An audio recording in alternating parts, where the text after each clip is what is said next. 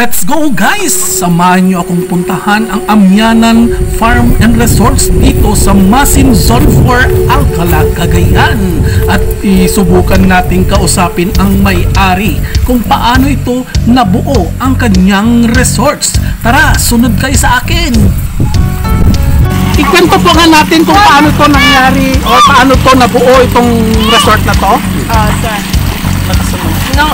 Nung una kasi ang swimming lang namin yung inflatable.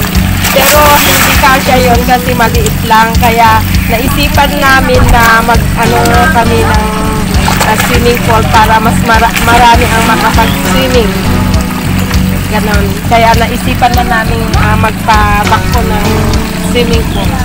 At isa pa dyan guys, hindi sila gumagamit ng kuryente ng pagpaakyat ng tubig. Ito po ay natural po na flowing po ng tubig na galing po dito sa bundok guys.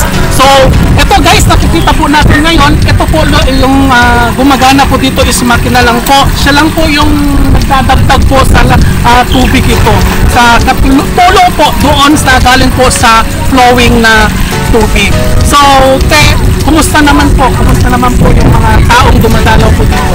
Enjoy naman sila sir kasi fresh water ang gusto, walang chlorine kaya gusto nila kasi malalim ang tubig at fresh talaga ang hangin dito at ang view daw na maganda. So kitang-kita nga ang ganda nga ng view, ang ganda ng fresh air at nakitang-kita din mga bata dito at mga dumadalo na tao ay nag-e-enjoy po sila sa view na to. So, ganun po. Maraming salamat. This is Boy Bolitas, ang The Bolitas po ng social media. Thank you.